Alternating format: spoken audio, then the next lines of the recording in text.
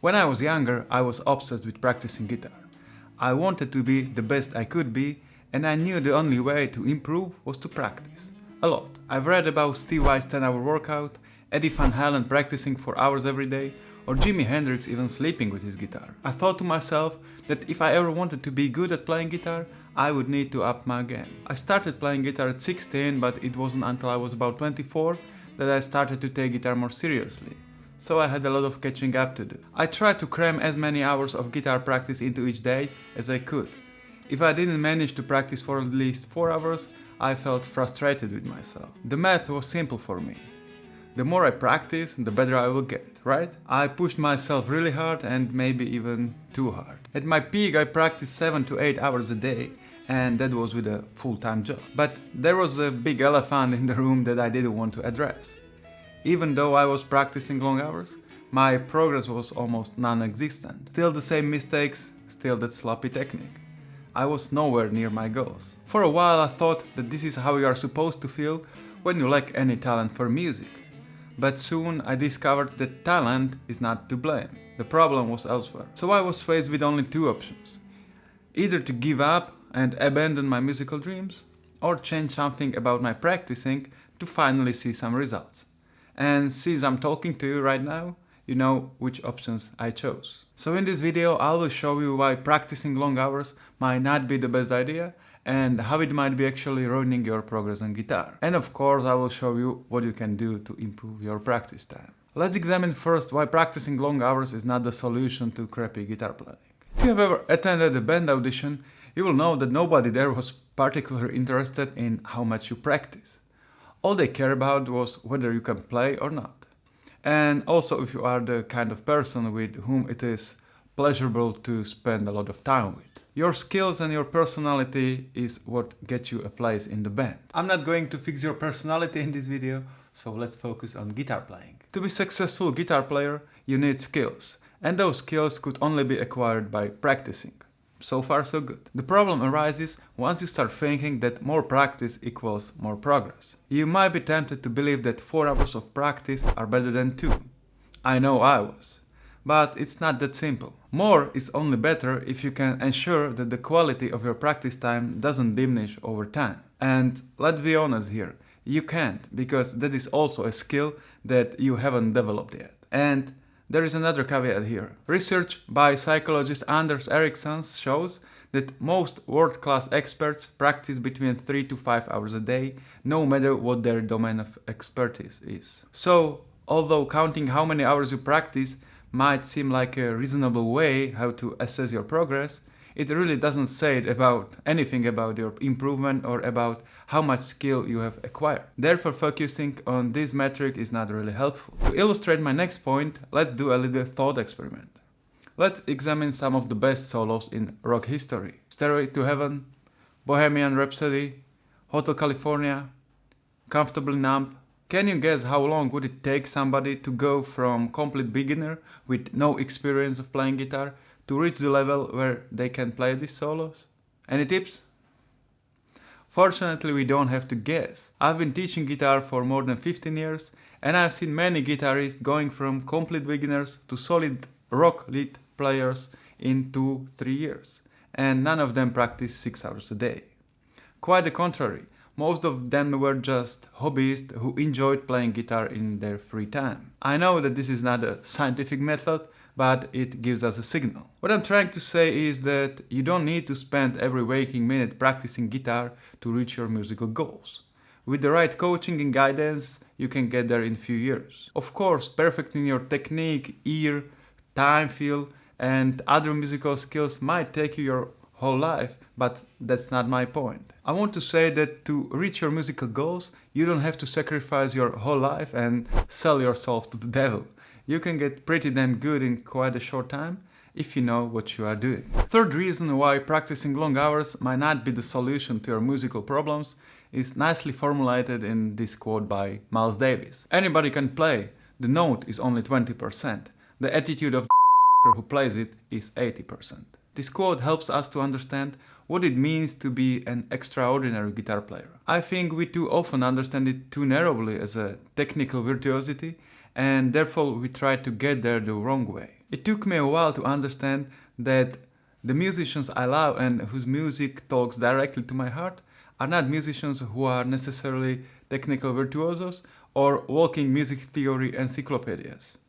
Rather, there are players who are able to use their limited technique and musicality to create something that resonates with people. And if you think about it, most famous guitar players are famous because of this reason. They create music that connects with people. Practicing therefore is only useful to the extent to which it helps you reach this goal. If you want to be a guitar virtuoso where technical virtuosity is a top priority, then this might not apply to you. To be honest, I spent most of my time practicing things that were really not that important for me and for the music that I want to create. Of course, some of that was necessary because there is always this trial and error phase where you try different things to see what really resonates with you. But with my current level of expertise and experience, I can do it with my students in months, not years, as was my case. If you know what you need to practice in order to reach your goals, you don't need to practice as much as you can. You can practice enough to develop all the necessary skills and then use those skills to create music. Or even better, you can develop all the necessary musicality and technique through creating the music you want to share with your audience.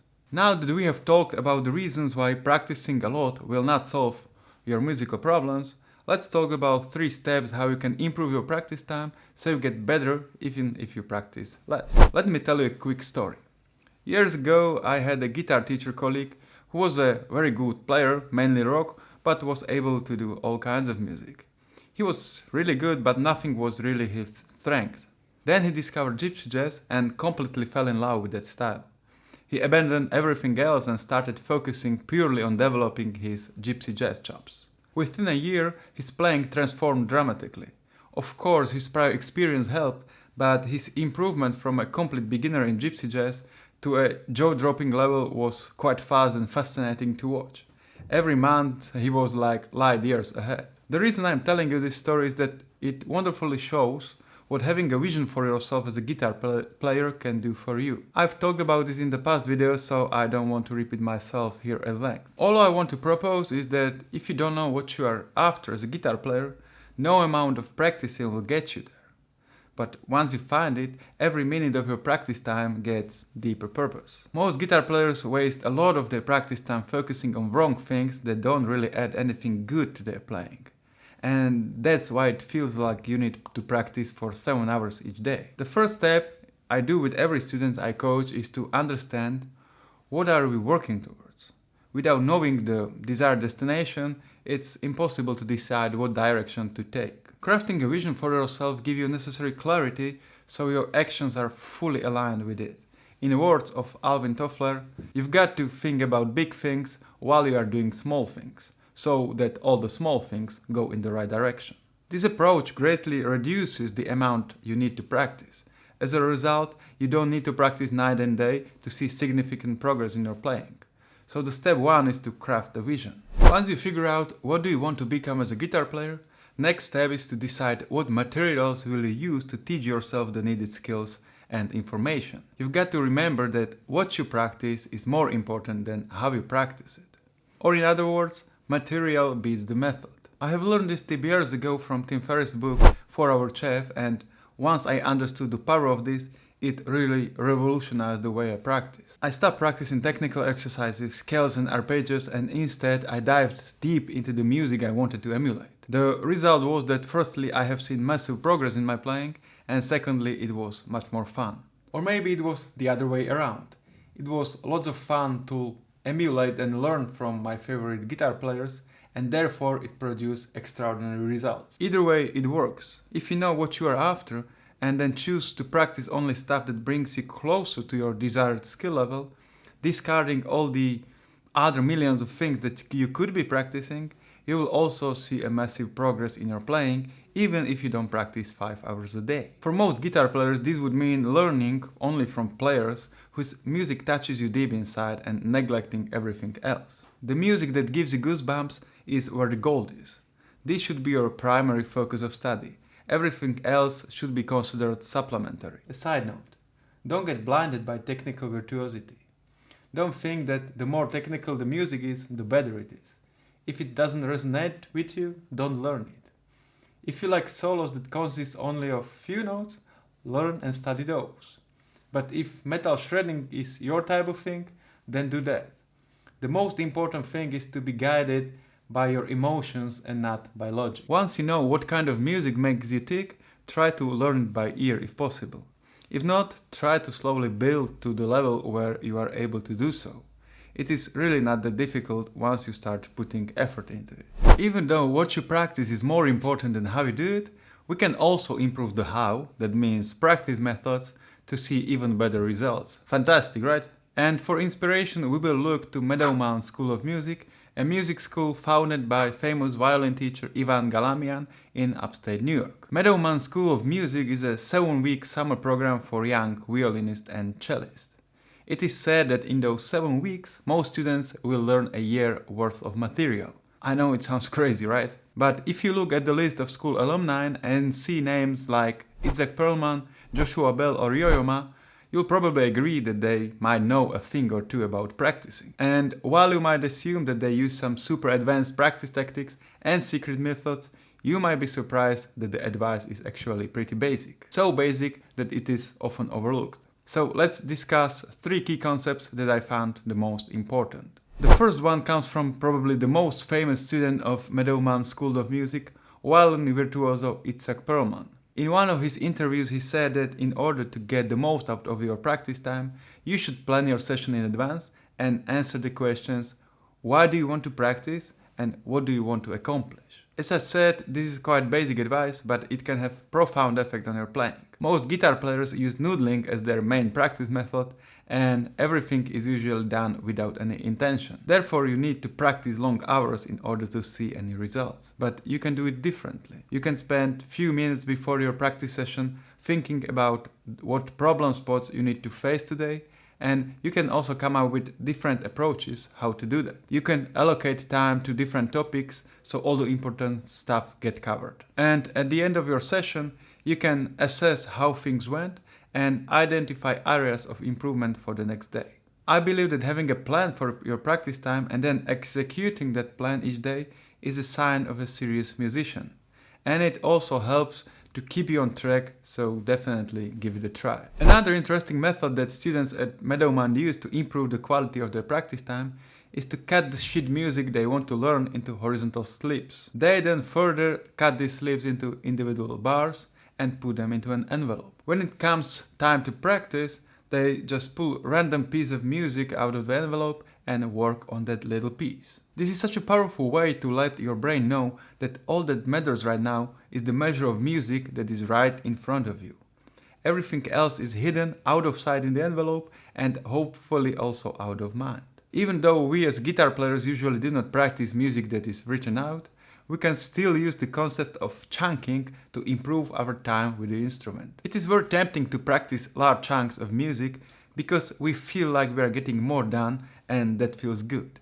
But what if that is just an illusion? What if practicing smaller chunks more patiently and with sharper focus is the way to go? If you can learn something from famous Meadowmount students, then we already know what is better for our progress. So don't try to learn everything all at once, practice small chunks diligently and only connect them later once the fingers know what to do. Give your brain enough time to process everything and you might be surprised how fast you can move forward. And this brings me to the final tip that is probably the most obvious one and yet the most neglected one. I bet you have heard this advice a gazillion times, and I would also bet that you still haven't taken full advantage of it. The rule of thumb in Meadowmount is that if a passerby can recognize the song you're practicing, it's not being practiced properly.